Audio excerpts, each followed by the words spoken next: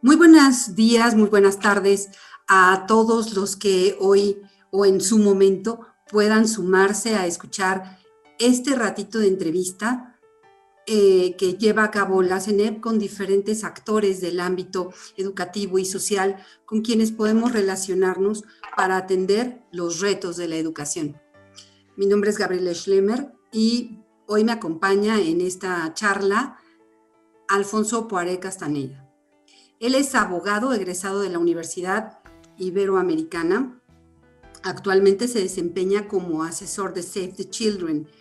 Alfonso ha ocupado cargos en la Administración Pública Federal y en el Gobierno de la Ciudad de México y cuenta también con experiencia profesional en empresas privadas y organizaciones de la sociedad civil. Es ponente, comentarista y organizador de eventos académicos en México y en el extranjero. Es docente y conferencista en la UNAM, en la Ibero, en la Universidad Metropolitana, en el Colegio Mexiquense y cuenta con diversas publicaciones. Además, es miembro del Equipo Nacional de Reflexión Educativa de la CENEP, el ENRE. Y bueno, pues muchísimas gracias por aceptar esta invitación para platicar sobre un reto especial de la educación, que es el cuidado de los niños y las niñas. Bienvenido, Alfonso. Muchísimas gracias, Gabriela. Al contrario, es un gusto estar con ustedes y poder sumarme a este proceso en el que se encuentran las escuelas, los maestros, porque es un parteaguas en la historia de la humanidad en el que estamos. Así es, Alfonso. Y la verdad es que vivimos un momento crucial, como dices, en nuestra historia, un momento muy álgido, pero sin duda es una gran oportunidad para hacer transformaciones, ¿no? Y bueno, precisamente me gustaría que en ese sentido nos platicaras a qué se dedica Save the Children, cómo es que colabora en transformar al mundo. Muchas gracias. Esta es una pregunta que para nosotros es muy importante, obviamente. Save the Children fue un factor muy importante también en la construcción y en la aprobación de la Convención de los Derechos del Niño. Para la organización, la actividad es el de la transformación cultural, el de la promoción y la adopción y la búsqueda de la garantía de los derechos de las niñas, niños y adolescentes. La organización plantea que no puede haber un derecho, o más bien un ejercicio pleno de los derechos de las niñas, niños y adolescentes si alguno de los derechos está vulnerado. O sea, la integralidad de los derechos es un factor muy importante. Lo que buscamos fundamentalmente es acercarnos a las niñas y niños para ver en qué condiciones se encuentran y buscar que en esas condiciones se puedan dar transformaciones de carácter cultural, económico, etc. Generar un andamiaje tanto legal como administrativo, como de políticas públicas, en términos muy generales. Ajá, sí, en este sentido, fíjate que tiene mucho que ver con algo que quiero preguntarte, ¿no? Me dices, hay que hacer una transformación cultural, hay que ahondar en que la sociedad vaya cambiando desde el fondo la forma en que se relaciona con los niños y la necesidad de asegurar desde esta sociedad los diferentes derechos que los niños tienen y que hay que dárselos de manera integral. ¿Por qué todavía en pleno siglo XXI nuestra sociedad requiere una asociación y una serie de elementos que nos hagan reflexionar y que nos ayuden a cambiar hacia una cultura del cuidado de los niños? ¿Por qué no todavía hemos logrado entender la necesidad de cuidar a los niños? Pues mira, hay muchas razones, unas estructurales, otras históricas, otras de carácter ideológico.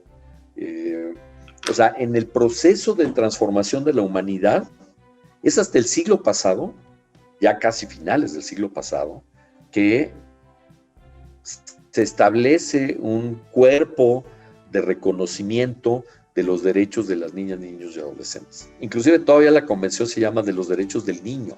O O sea, aún en términos de corrección política en el lenguaje, la convención en su nombre no habla de las niñas, no habla de los adolescentes. Eso tiene que ver con una estructura social y con una visión del mundo adultocéntrica. Las niñas y niños no son reconocidos como sujetos de derechos, entonces pues no les damos derecho a la participación, no les damos derecho a formarse o a entender o a educarse en ciertas cosas. Además, las familias, ¿no? O más bien las niñas y los niños son como una suerte de extensión de sus padres, como una propiedad de los padres. Y tiene que ver en muchos sentidos con también estructuras económicas, con modelos de desarrollo, con ideas preconcebidas, la visión patriarcal del mundo, por ejemplo, ¿no? Un modelo económico basado en la competencia brutal, en la eliminación prácticamente de los adversarios económicos, ¿no? Pues pero sobre todo de la privando. explotación, ¿no? De la explotación del recurso, no solo natural, sino del recurso humano, que precisamente como es débil y está desdibujado jurídicamente, pues es fácil de allanar, de abusar, de ser maltratado, de ser excluido, de ser utilizado, ¿no? Entonces, sí, es muy hay como muchas razones. Es un poco paradójico lo que me comentas, ¿no? Los niños no se les permite en muchas ocasiones que sus derechos sean vividos de manera integral, ¿no? Se les condiciona bajo ciertas circunstancias, no puedes hacer esto si no haces aquello, etcétera. Pero al mismo tiempo, ¿no? Que se les dice, no, pues no tienes derechos porque no cumples obligaciones, al mismo tiempo, de una u otra manera, la sociedad misma ha ralentizado, ha disminuido la posibilidad de que los niños participen, tomen decisiones, se vayan integrando responsablemente a la sociedad, y entonces tenemos adolescentes tardíos, ¿no? Que también les cuesta mucho trabajo integrarse correctamente a un rol ya de adulto, ¿no? No asumen del todo la responsabilidad, o muchos niños que han estado en riesgo y que acaban expresando, por esta falta de cuidado, una vida adulta muy compleja, orientada hacia la delincuencia o la falta de criterio o incluso el crimen organizado, ¿no? Claro, todo es un proceso de aprendizaje, ¿no? Si la responsabilidad se adquiere por el miedo, entonces pues no es una responsabilidad introyectada o asumida en su profundidad.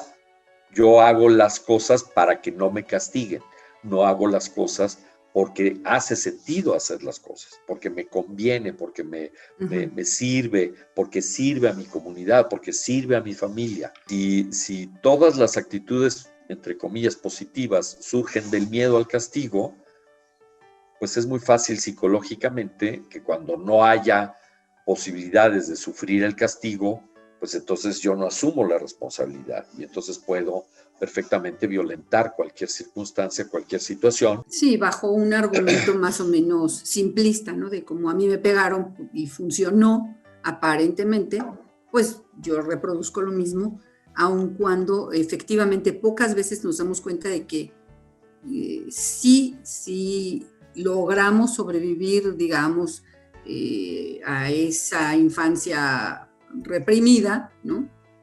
Pero no quiere decir que sea la mejor versión que pudimos haber sido.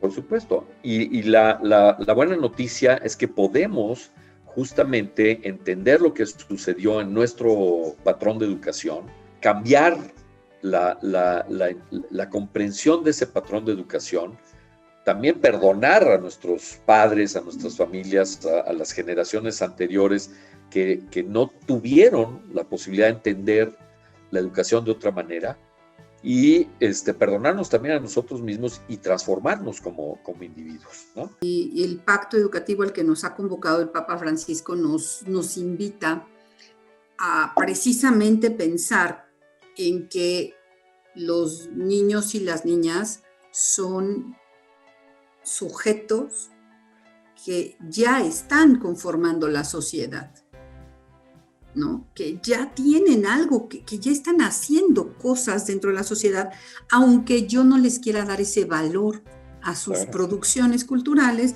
a su estadio dentro de la comunidad, ¿no? Aunque lo quiera yo minimizar. ¿Cuáles son los riesgos de no cuidar a los niños y a las niñas, de no darles una infancia feliz? ¿Qué podríamos evitar o qué podemos mejorar si tenemos niños y niñas pues sí, felices, con todos sus derechos activos y expresados correctamente? Sí, a ver, mira, inclusive visto desde más allá de las consideraciones de valores, de la dignidad de la persona, etcétera, sobre lo que platicaremos tal vez un poquito más adelante, simplemente como una cuestión de carácter funcional, el cuidado, la acción, la inversión que hagamos hoy en las niñas y niños nos va a permitir como sociedad evitar una enorme cantidad de problemas y de costos que después son muchísimo más grandes que lo que hoy podríamos tener que invertir. Veamos, por ejemplo, el tema de adicciones, ¿no? Si hoy nosotros invertimos en una educación que sea capaz de generarle conciencia a las niñas y niños de las implicaciones que tienen las adicciones, vamos a evitar después todos los costos que se requieren socialmente para justamente evitar, más bien tratar, atender a quienes han caído desgraciadamente en las adicciones, ¿no? Entonces, incluso también de la educación, ¿no? Si tenemos a los chicos formados con un buen nivel educativo, vamos a tener personas más productivas. Por supuesto, lo que necesitamos no es niñas y niños que sepan cosas. Es muy importante que sepan cosas, pero que más allá de eso se constituyan en ciudadanos con una conciencia de su valor, con una conciencia del valor que tiene su entorno, con una conciencia del valor que tiene la naturaleza, el hábitat, etc. Claro, y en este sentido, fíjate que para nosotros en la CENEP hay indicadores importantes que desde los modelos educativos se tratan de ir consolidando para que precisamente los chicos, los niños, las niñas, los jóvenes sean autogestivos, sean participativos, sean capaces de voltear a su entorno y ofrecer alternativas de recuperación ambiental, de integración social, de cuidado del otro. Es muy importante formar a los niños en esta visión, en este ser capaces de ver que pertenecen a un grupo, a una comunidad, y que si esa comunidad recibe de ellos un buen trato en todos los aspectos, ellos también van a poder insertarse en esa comunidad de una manera más eficiente, pero también más digna, más armoniosa, ¿no? Que creo que sería un poco la finalidad de todos, aunque no sepamos necesariamente muy bien cómo hacerlo, ¿no? Sí, yo creo que tocas un tema que es clave y es el de la sustentabilidad. Creo que estamos en un parteaguas de la humanidad. Creo que estamos viviendo una crisis civilizatoria. Creo que estamos ante la necesidad de tomar cada vez medidas más urgentes, más decididas, más claras para simplemente tener la posibilidad de seguir existiendo. Enseñarles a los niños y a las niñas que mañana serán adultos, que los niños y las niñas son valiosos, ¿no? Porque yo creo que ahí ha estado un poquito nuestro desfase, nuestra falta de avanzar en esto, ¿no? Si nosotros como niños y niñas no fuimos valiosos o no fuimos suficientemente valiosos. No, a ver, esta idea del futuro, los niños son el futuro, yo creo que nosotros la cuestionamos con mucha frecuencia. No, las niñas y los niños son el presente. Y lo que no hagamos hoy, totalmente, justamente va a tener estas implicaciones. No podemos esperar a que sean adultos para empezar a exigirles responsabilidades que no pudieron adquirir cuando eran niñas y niños desde el primer momento, ¿no? O sea, ¿cómo pueden hacer las comunidades educativas que forman parte de la Confederación de Escuelas Particulares para apoyar a mitigar los riesgos, para generar este cambio del que hablábamos al principio? Son 7 propuestas que seguramente ustedes deben estar manejando con mucha frecuencia, ¿no? Pero que en sí establecen líneas de acción y posibilidades de aterrizajes muy concretas, ¿no? La idea de poner en el centro de la educación a la persona, su valor, su dignidad, para hacer sobresalir su propia especificidad. Estoy leyendo el texto, su belleza, su singularidad y al mismo tiempo su capacidad de relacionarse con los demás y con la realidad que la rodea, rechazando esos estilos de vida que favorecen la difusión de la cultura del descarte. Bueno, todo lo que encierra solamente esa propuesta es enorme, ¿no? La personalidad de las niñas y niños es muy diferente y tratamos muchas veces de uniformar en el conocimiento a las personas cuando son diferentes. Adoptar, digamos, una filosofía de la educación que parta de este reconocimiento a la individualidad, a la autenticidad, al valor específico de cada persona, me parece que es un tema que abre muchas posibilidades, muchas oportunidades a las comunidades educativas para ir trabajando las transformaciones culturales, ¿no? Escuchar la voz de los niños, adolescentes y jóvenes a quienes transmitimos valores y conocimientos para construir juntos un futuro de justicia y paz, una vida digna para cada persona. No escuchamos la voz de las niñas y los niños. O sea, es como muchas veces un monólogo desde la autoridad educativa, ¿no? Y es algo que está como muy introyectado, no en la generalidad de los educadores, no en la generalidad de las escuelas, pero en muchas prácticas educativas también. En los adultos. ¿No? Sobre todo en los adultos. En muchos adultos, sí. Yo sé y tú no sabes, ¿no? Yo tengo la razón y tú, pues, si te va bien, aprendes y en su momento podrás llegar a tener razones, ¿no? Pero cuando uno hace ejercicios de escucha de las niñas y niños, uno descubre que hay una riqueza extraordinaria. Nosotros hicimos, por ejemplo, un ejercicio para conocer la opinión de más de 800 niñas y niños en diferentes estados de la República sobre temas como la violencia, la educación, el funcionamiento de las familias, etc. Lo que surgió de ese ejercicio, que se llamó Voces, está la información disponible en nuestra página, fue interesantísimo.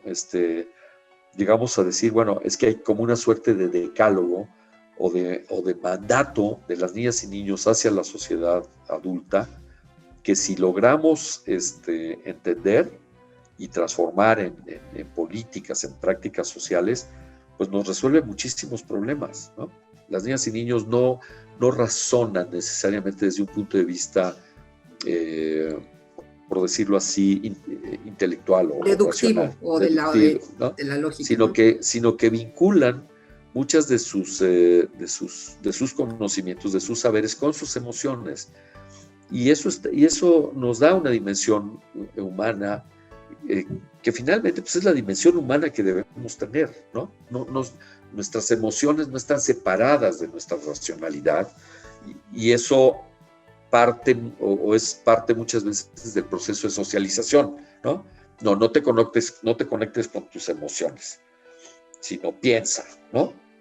Como si fuéramos capaces de seccionarnos y de ser personas solamente racionales o solamente emotivas, y la parte emotiva pues no tuviera ningún valor en la vida humana, para fomentar la plena participación de las niñas y de los jóvenes en la educación. O sea, ¿qué necesitan realmente como personas en términos de educación? O sea, no necesariamente una capacidad o una habilidad en ciertas áreas de conocimiento es per se un logro de la educación, porque no todos tenemos las mismas capacidades. Realmente sí, toda esta forma, todos estos elementos que nos mencionas, en donde podemos incidir en el cuidado de los niños y las niñas, en esta propuesta que hace la organización que representas para darles ambientes más seguros, ambientes que les favorezcan el desarrollo.